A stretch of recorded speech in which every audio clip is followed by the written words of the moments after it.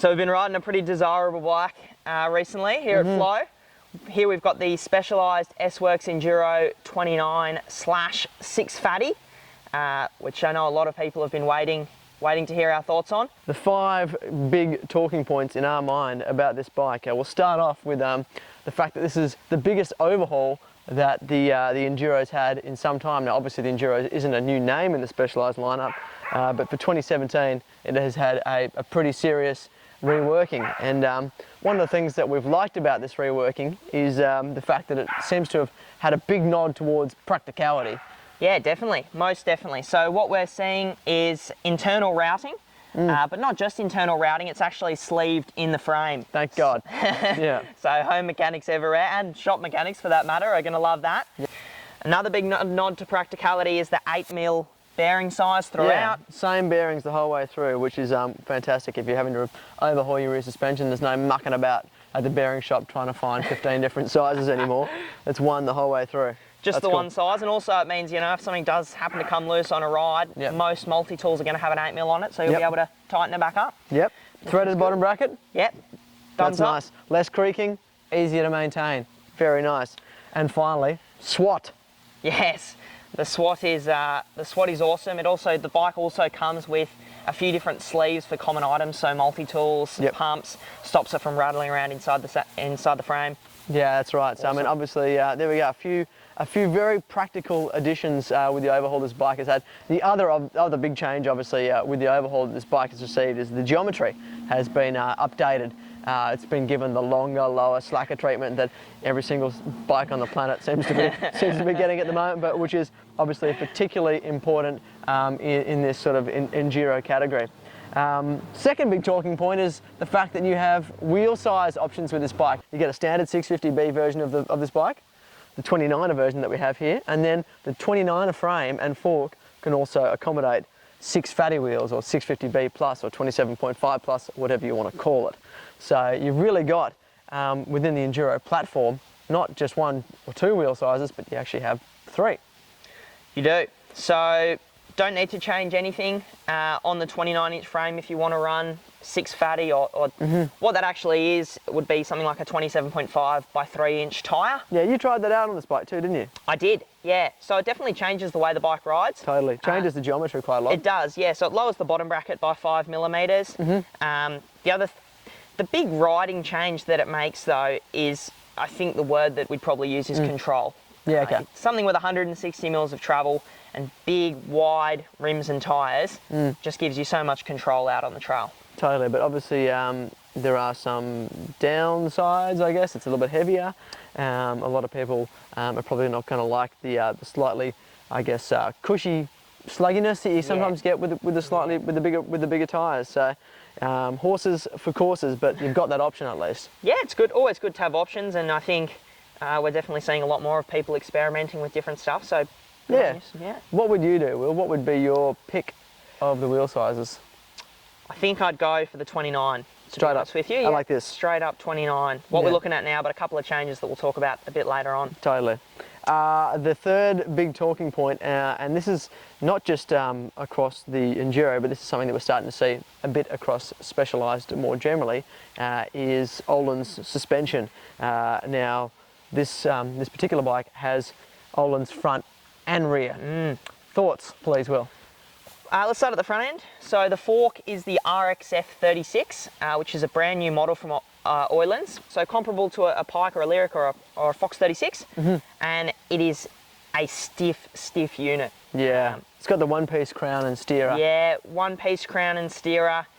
Öhlins are renowned in the auto sports world for the consistency of the damping adjustments and the incrementalness, I suppose you could say, and that's very much what you get with this fork. Making up new words here at Flow. That's all right though. So the fork though was a standout. The rear shock we didn't have quite the same amount of luck with. We had a couple of these shocks, unfortunately. Will, when we initially had the shock, you were raving about its performance. You loved the damping. You loved the simple setup philosophy that Öhlins have, whereby they've got a limited range of adjustment. They don't have 20 clicks of rebound and 20 clicks of compression or anything like that. They have only a few clicks. Their idea being that if the shock is valved correctly for the bike in the outset, you don't need so much adjustment, which can confuse a lot of people. And that's a cool philosophy, don't you think? Definitely. I think in this case, less is definitely more. Because they've obviously worked quite closely with Specialized and the way they want the suspension to work for this model of bike. They've done a great job. Now, unfortunately, we did have some dramas with the rear shock though.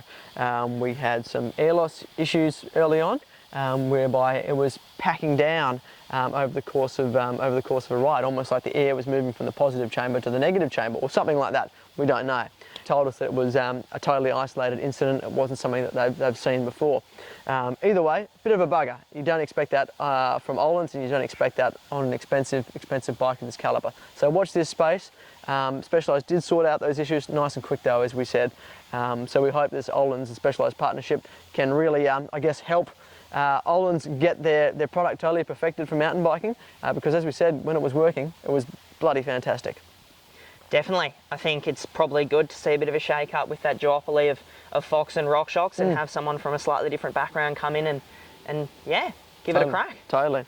Now, we want to talk about a couple of the changes that you might make. It seems funny to be talking about changes on an $11,000 bike, but it's pretty dialed. But a couple of things that you did notice, Will, that you would change to take the performance to the next level. There is a couple of things I would change, especially, as I said earlier, my pick of the bunch would be the 29-inch. And if it was my personal bike, I would be putting a bigger front tyre on. Yep. It comes with a 2.3-inch front tyre, mounted to a 30mm internal rim width on the Roval wheels. So it does make you think that you could probably squeeze some bigger rubber onto such a wide rim. Yeah. Because I mean, when you look at that tyre, it has quite a square profile as a result of the wide rim and the relatively narrow tyre. And then the dropper too. So it's only a 125mm dropper post, and on a large size bike, a lot of big riders are going to want a little bit more drop than that. Yep. Myself, I'm not super large, at a bit over 6 foot. I was having to run the seat quite high, and yeah, probably not getting the drop that I would have liked. Now, this bike obviously bears the Enduro moniker. Is it a straight up Enduro bike, or does it have a little bit more versatility than that? What are your thoughts on how it fits into that sort of category?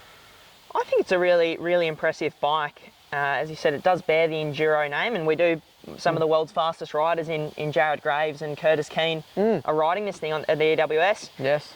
But it is, of the 160 bikes that we've ridden, and we've ridden a few over the last sort of, 12 months even. Oh yeah.